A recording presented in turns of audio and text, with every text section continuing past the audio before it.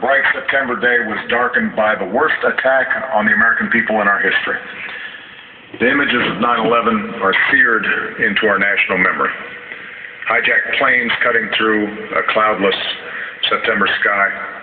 The Twin Towers collapsing to the ground. Black smoke billowing up from the Pentagon. The wreckage of Flight 93 in Shanksville, Pennsylvania, where the actions of heroic citizens saved even more heartbreak and destruction.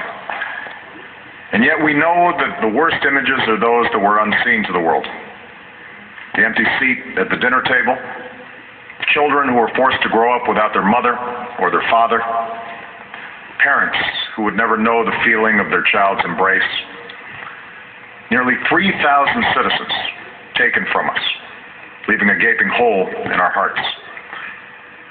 On September 11th, 2001, in our time of grief, the American people came together. We offered our neighbors a hand, and we offered the wounded our blood.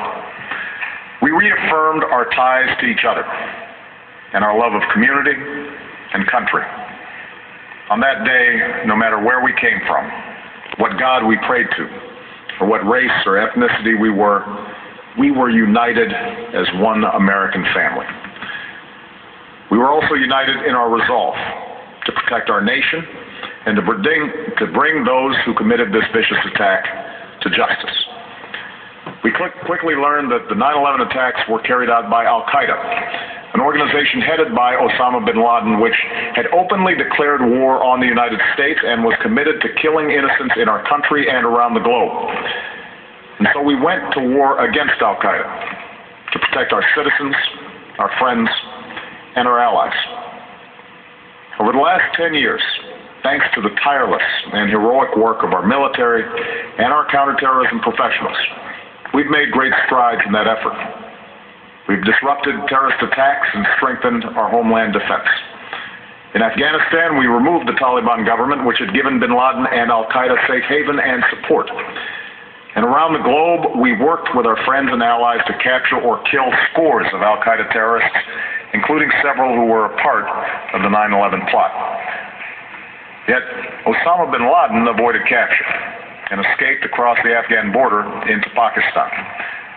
Meanwhile, Al-Qaeda continued to operate from along that border and operate through its affiliates across the world. And so shortly after taking office, I directed Leon Panetta, the director of the CIA, to make the killing or capture of bin Laden the top priority of our war against Al-Qaeda, even as we continued our broader efforts to disrupt, dismantle, and defeat his network. Then, last August, after years of painstaking work by our intelligence community, I was briefed on a possible lead to bin Laden. It was far from certain, and it took many months to run this thread to ground. I met repeatedly with my national security team as we developed more information about the possibility that we had located bin Laden hiding within a compound deep inside Pakistan.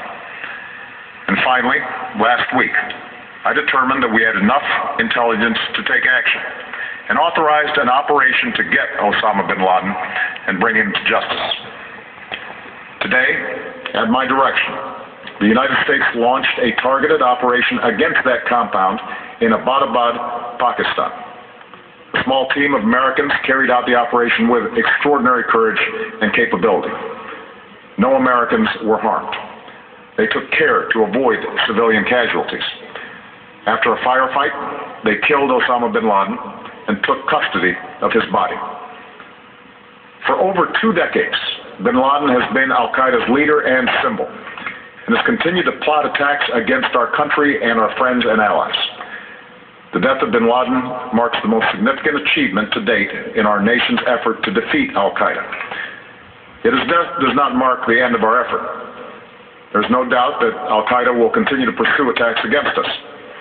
We must, and we will, remain vigilant at home and abroad. As we do, we must also reaffirm that the United States is not and never will be at war with Islam. I've made clear, just as President Bush did shortly after 9/11, that our war is not against Islam. Bin Laden was not a Muslim leader. He was a mass murderer of Muslims. Indeed, al-Qaeda has slaughtered scores of Muslims in many countries, including our own. So his demise should be welcomed by all who believe in peace and human dignity. Over the years, I've repeatedly made clear that we would take action within Pakistan if we knew where bin Laden was. That is what we've done. But it's important to note that our counterterrorism cooperation with Pakistan helped lead us to bin Laden and the compound where he was hiding. Indeed, bin Laden had declared war against Pakistan as well and ordered attacks against the Pakistani people. Tonight, I called President Zardari, and my team has also spoken with their Pakistani counterparts. They agree that this is a good and historic day for both of our nations. And going forward, it is essential that Pakistan continue to join us in the fight against al-Qaeda and its affiliates. The American people did not choose this fight.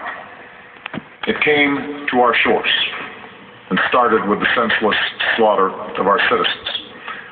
After nearly 10 years of service, struggle, and sacrifice, we know well the costs of war. These efforts weigh on me every time I, as Commander-in-Chief, have to sign a letter to a family that has lost a loved one, or look into the eyes of a service member who's been gravely wounded. So Americans understand the costs of war. Yet, as a country, we will never tolerate our security being threatened, nor stand idly by when our people have been killed. We will be relentless in defense of our citizens and our friends and allies. We will be true to the values that make us who we are.